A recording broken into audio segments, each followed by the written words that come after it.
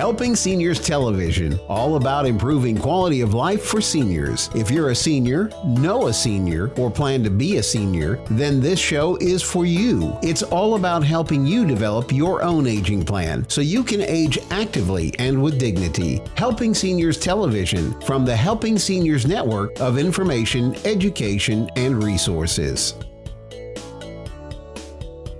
Today, Helping Seniors Operations Director Nancy Deardorff, 33 years registered nurse experience on staying safely at home.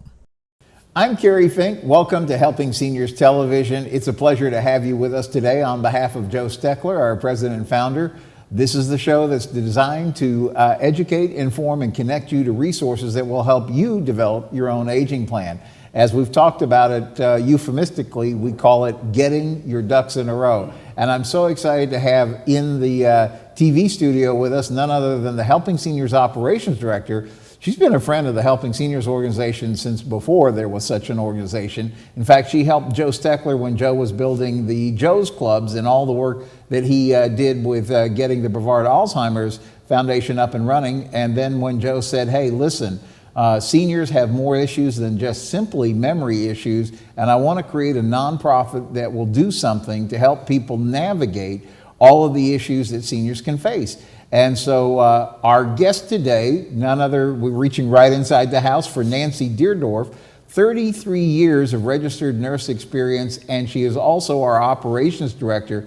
But you started out literally as a volunteer with the organization helping Joe get this whole thing going. I did. I met Joe a long time ago in the Brevard Alzheimer's Foundation days, and he was kind enough when he started helping seniors of Brevard in 2011 to ask me to come aboard as a volunteer board member, and I was happy to do so.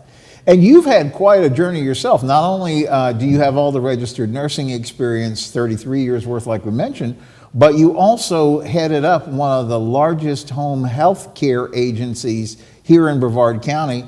Then you also have on your personal side, you have personal caregiving experience. So you've really seen like the whole universe of the things that happen in aging.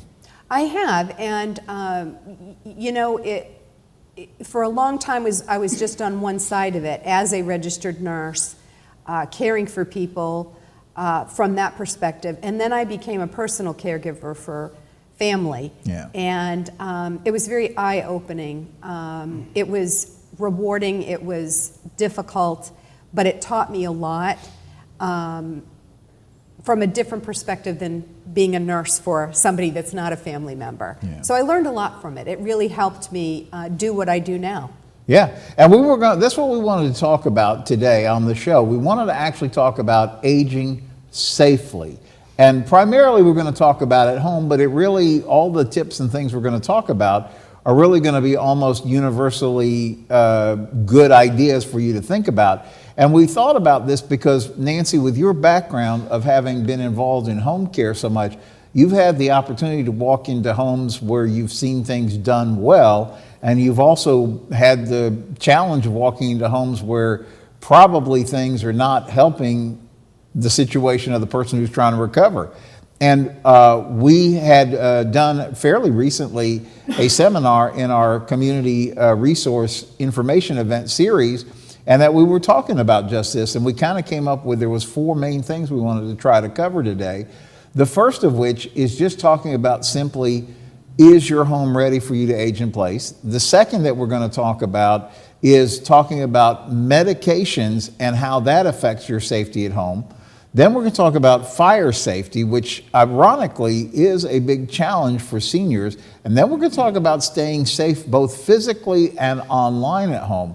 So we have like a big assignment for ourselves in that. But maybe we jump in right at the beginning, Nancy. And you know, when we talk about staying safe at home, as you get older, there's things we need to be paying attention to at home that maybe weren't a challenge for us when we were younger. Oh, absolutely. And falls is one of those. Yeah. Everything that you mentioned. And I think the key to aging safely at home and staying at your home is being willing to adapt to change. As we age, many of us feel that we're losing control. You know, as we're getting older. Maybe we're not physically as adept as we used to be.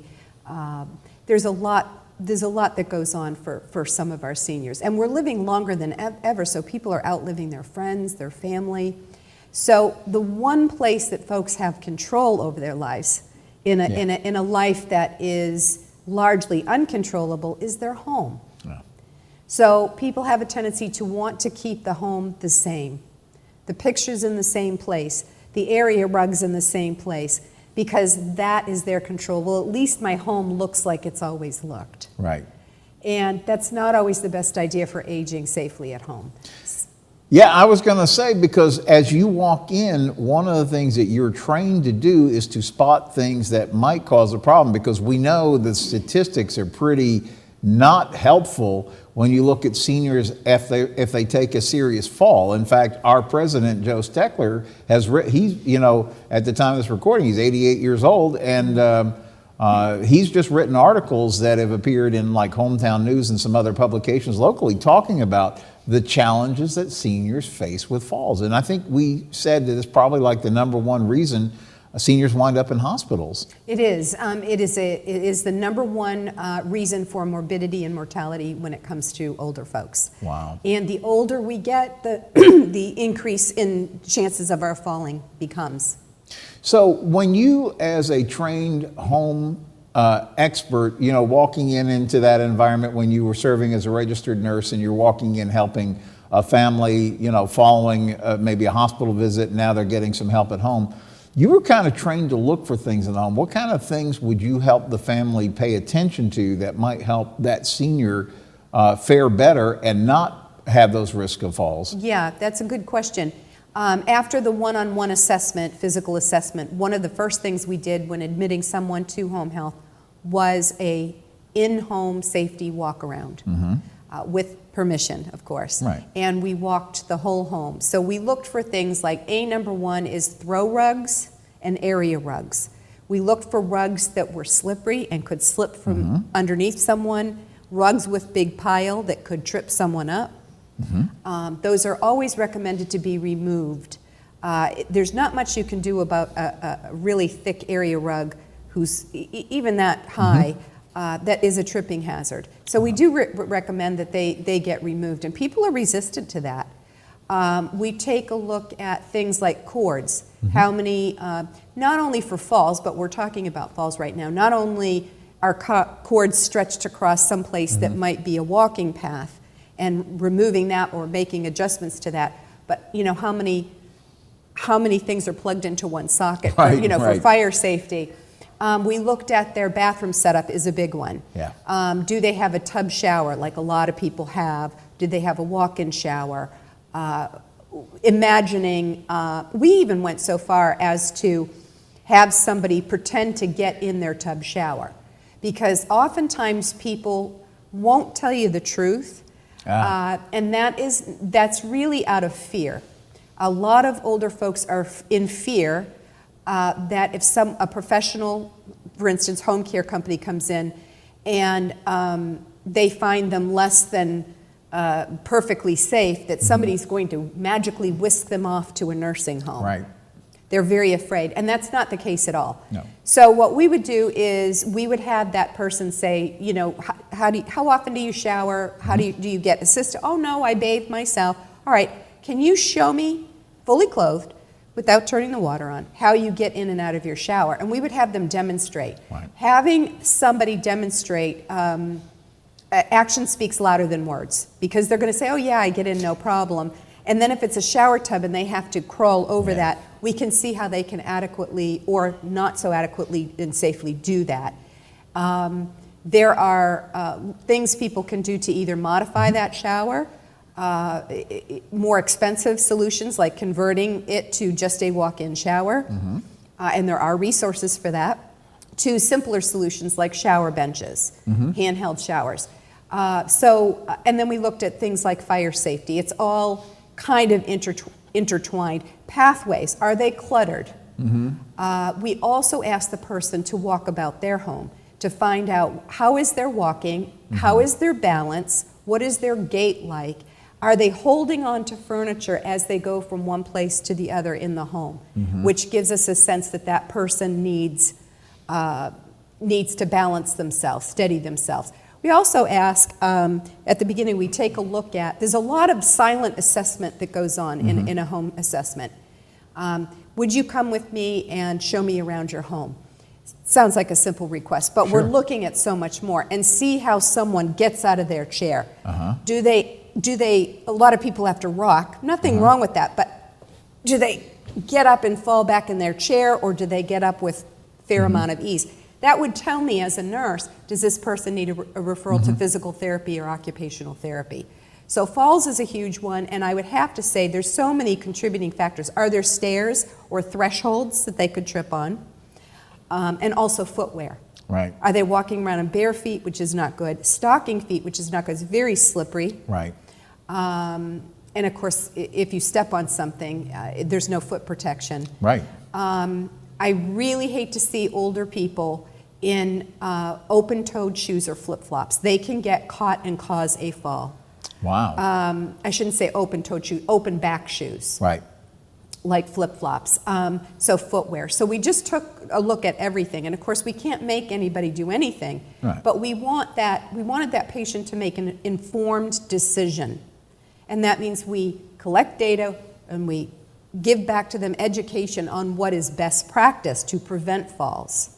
Yeah. And then ultimately they can do what they want. But the biggest resistance we got in the home was taking up the throw rugs or area rugs. People just didn't want that visual change in their home. Well, you know, sticking on that first topic of keeping your home safe, you know, that's a challenge, right? The very fact that most of us say, hey, we want to age in our home. It's our sanctuary, you know, it's no place like home sweet home and all those things, and we're comfortable there. We know where we've got our stuff. It's just a place of comfort. But if we don't take those steps and make it safe, then the place of comfort really could become very dangerous. And so I know we talked about, for example, you know, grab bars was one of the recommendations that often comes up. Like you were mentioning, if there's an opportunity to adjust that tub or shower so it doesn't have that big step in. But even things like I've heard them talk about putting in high-rise toilets so that it's easier to get up and down and things like that. But then the points that you're talking about, you know, we're used to having, maybe we have boxes or different things that we've collected over the years of stuff, and then that's all like kind of clutter in the house, which makes it perhaps dangerous to navigate, especially like I know when we were having the seminar, you were talking about the situations that come up with falls at night because it's dark and people are trying to move from the bed maybe to visit the restroom or things like that. And you said a lot of times those falls happen at that time. Yes, a lot of falls happen in the middle of the night when people are trying to get up to use their bathroom. And one of the things that happens is there's low lighting or no lighting. So they're navigating their way in the dark and they bump into something or trip over something and fall. The other reason is a thing called orthostatic hypotension. And many of us have experienced this. If you've ever gotten up real fast from a chair or bed and you got a little dizzy, dizzy, that's orthostatic hypotension. That's your body regulating its blood pressure from the lying position to the sitting position or standing position. And many people, because they have a sense of urgency as they get older and they have to go in the middle of the night. So now you've got a room that's dark or not well lit, and then you get somebody who wakes up out of a sleep, sound asleep, who says, oh, I got to go to the bathroom, and they get up abruptly and they start making their way to the restroom and they collapse because if orthostatic hypotension is bad enough, you can faint from it or collapse or get woozy. So it's important for people to really, the best remedy for that is for somebody, if they wake from a sleep, sit on the side of the bed for 20, 30 seconds, as long as you're able, and then stand up slowly and give yourself 20 to 30 seconds to stand there, and then make your way to the restroom. Have good lighting in the bathroom or the hallway, wherever you're, so that you know where you're going. You need to give your eyes a chance to adjust. If you use an assistive device, make sure that's handy and you're using that correctly to get to the restroom. Rushing. People rushing equals bad news. So take your time. The worst that can happen if you're rushing to get to the restroom in the middle of the night is somebody has a little accident. It's a whole lot better than a broken hip. Or laying there without being able to get to help. So take your time and let your eyes adjust and your body adjust to that.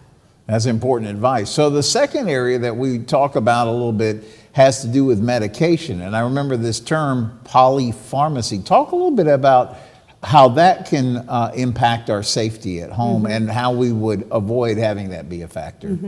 Polypharmacy, the word poly meaning many, polypharmacy is defined as more than 4 medications. And many people in my experience as an RN are on 6, 7, 8, 10, 12 medications or more. So there's several dangers that come with medication in general, even if you're only on a couple. But certainly that problem of medication error or side effects or adverse effects, complications from it, is compounded when you have polypharmacy, which is a majority of our older adults. So some of the things that you need to be aware of. Number one, make sure your doctor is aware of everything that you're taking. That includes prescription medications from every doctor you see. You might have a kidney doctor and a primary care physician and a neurologist, and some people have 4 and 5 doctors. It's important that they all know what's prescribed by the others. So always bring your medication list or bottles with you to your doctor's appointments. So make sure that they're aware of that. Also, make sure your physician is aware of every over-the-counter medication that you're putting in your mouth. An aspirin. For instance, if somebody is on Coumadin, an anticoagulant, they should not be taking aspirin or aspirin products. So it's very easy and simple, and most people know, oh, I can't take aspirin, I'm taking Coumadin or warfarin sodium, so I can't take aspirin. Did you know Pepto-Bismol has aspirin in it? No. A lot of people don't. Right. Alka-Seltzer has aspirin in it. Wow. So it's not just taking, so things like that. Being well educated on, so it's very important to let your physicians know what over-the-counters you're putting in your mouth. What do you take for a headache? What do you take if you have gas or feel bloated or nauseous? Everything. And herbal supplements. A lot of people are into herbal supplements. Nothing wrong with that. But there are, for instance, St. John's wort can interfere and interact with some antidepressants. So it's important not to take St. John's wort, which is perfectly natural, along with say a prescribed antidepressant without talking to their doctor. So that's the number one thing people should do. The second thing people could do, and I highly recommend it, is to take all that list, prescription, over-the-counter, herbals, and supplements, to their pharmacist, and their pharmacist will happily do a medication interaction check for them and say, okay, you're on these medications, this interferes with the action of this one, this potentiates, meaning increases the way this one works. You shouldn't eat grapefruit when you take Lipitor, for instance. All those kind of things the pharmacist can identify. And the third thing I recommend is going back to your doctor and saying, how can we reduce the amount of medications where I'm on? Number one, make sure I'm not duplicating medications, that I don't have two of the same thing, that I don't have a medication by Dr. A that is by its brand name, and then Dr. B ordered me the same exact medication in generic format, or 2 medications that are from 2 different companies for the same purpose, duplication. And are there any medications that we can wean off that it's not essential for my well-being, and minimize those? Now, that doesn't mean you do this on your own. You discuss with your doctor, make sure you don't take yourself off or put yourself on any medication on your own. That's very dangerous. Medications are there for a reason. But I would always recommend a review of that in its entirety and seeing where you could reduce the amount of particularly prescription medications, if possible. Yeah, all of this is really good advice. And I remember one of the things that we were talking about too is the fact that, you know, because maybe as seniors we have multiple doctors, usually the first thing they ask you when you come in for a visit is, can you tell us about the medications? And to me it seems so important to try to have that list written down so that you can be sure. Maybe you were just at your heart doctor, they added something or changed a dosage. And I gather all that is pretty important, that your doctor has that full spectrum or that full picture so that they can make sure that there's nothing harmful going on there. Absolutely, and not only that, but not people save their medication, particularly their prescriptions, because it's expensive, and they think the doctor discontinued this. I'll save it in case he has me back on it. Don't start medications back up on your own without checking with your doctor. Don't discontinue meds. If you can't afford your medication and you don't split doses in half, let your doctor know, I'm not taking this as you prescribed it because I can't afford it. There is help out there, but people have to be honest with their practitioner. Yeah. Well, and the third area that we wanted to touch in on was this thing about fire safety. I was really surprised to read that statistic that said people over the age of 65 are I think it was 2.5 times more likely than all age groups to perish in a fire. Correct. And it was 4 times if you were over 85. And to me, that suggests that we really, if we're going to stay safely at home, we got to think about fire safety. Absolutely. And number one is smoke detectors. Having a working smoke detector, checking them twice a year. Usually it's recommended at the time that we change the time. Spring forward, fall back. Right. And that's the time we check our batteries. That doesn't mean I want our seniors to get on a ladder and check them themselves. Ask for help. There are some fire departments that will check smoke detectors for free. If somebody doesn't know where to turn and they need help, don't get on the ladder. Call Helping Seniors. I'll connect you to a resource. And I don't want someone getting on a ladder. But the number one cause of home fires for seniors is stoves, is cooking and stoves. Well, and related to that, so having the fire smoke detector in place and operating is important. But the other thing that you mentioned earlier as we were talking about this is having those pathways clear so that you have a way you can exit the house without tripping. Here we go back to that whole thing about trip hazards and fall hazards. Yes, so cooking safety, very important. Having clear pathways so that you have, and you have a plan. You have a plan, not necessarily written, but in your head. How would I get out? Preferably 2 exits. Preferably 2 different areas of the house. If I had a fire up here, where would I exit back here if I had a fire back here? And then keep in mind, many seniors, and we're living longer than ever before, have mobility issues. So a lot of seniors can be overcome by smoke before ever having a chance to even exit their home because it takes them so much longer to exit. So fire prevention is of utmost safety for everyone, but especially for seniors because they take longer to sometimes evacuate the home. Clear pathways, their vision may be impaired, and smoke usually is the killer before the fire itself. So having a good plan in place and practicing good, having those smoke detectors for early detection and practicing cooking safety. Well, we're going to go to the 4th topic of staying home safely. Remember, we've been covering how to skip fall hazards and just being safe moving around your home. We've also talked about this challenge of your pharmaceuticals, making sure that we're doing that safe because that's a very big hospital admission challenge that apparently seniors face. That misuse of pharmaceuticals cause that. The third, we just talked about fire, and we're really only going to be able to graze the surface on this one. It probably deserves an entire show by itself, but that's about your physical safety at home. It's things like locking your doors and windows. It's like being careful how you interact with strangers who might come to your door, call you on the phone. Talk a little bit about that. And you're right, we could do a whole show on just that. So general safety and security in your home, locking your doors. Lighting is a big one, having appropriate lighting on your home, outside the home. Darker homes tend to get broken into more often. Light is a deterrent. Fencing is a deterrent. Not everybody can do a fence, but lighting for certain. How you have your shrubs and plants. That is a whole show. But making sure your doors and windows have appropriate, and your garage door have appropriate locks on them. And then also there is things like cybersecurity.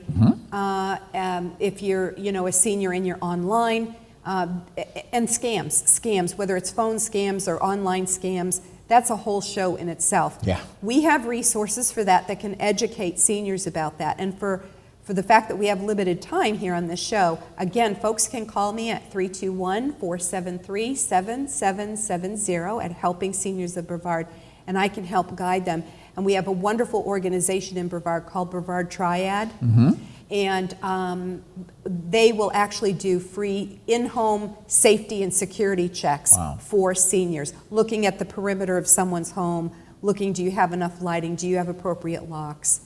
And that's a free service. Yeah, there's so many different things we can talk about when we're talking about trying to stay safely at home. And really, as a Florida nonprofit, that's what Helping Seniors of Brevard is actually all about. We're always engaged and actively involved in talking to people about, how can you safely navigate? And I love that word that you came up with, senior navigation, because that's really what you do when you're talking with folks that are calling in on that Helping Seniors Information Helpline. So we're talking with Nancy Deardorff, who's the Operations Director. And let's give that, before we close out, let's give out that phone number one more time and talk about the kind of things that people should call in for. Absolutely. Our senior information line is 321-473-7770.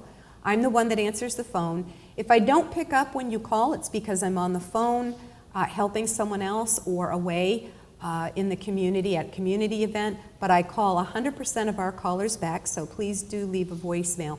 And no topic, Kerry, is too small or too large. We get calls, somebody needs a trusted handyman and they don't know who to call, to issues about people at risk of homelessness and they need to be connected to a resource to help for housing.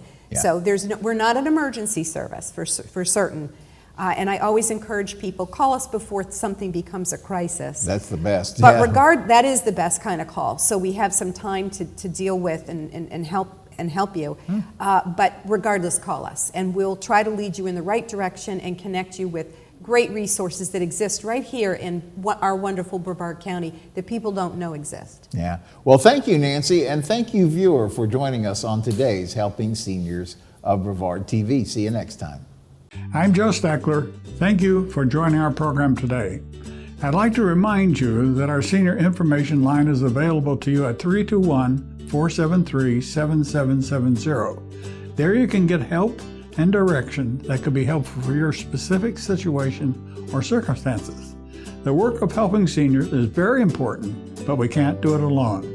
That is why our sponsors here in Brevard County are so important.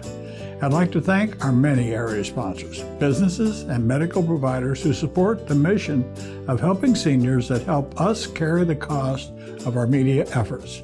If you'd like to join us either as a business partner or simply donate as an individual, we would welcome your call at 321-473-7770. You are always welcome to visit our website at www.helpingseniorsofbrevard.org. Thanks so much for your help. It does make a difference.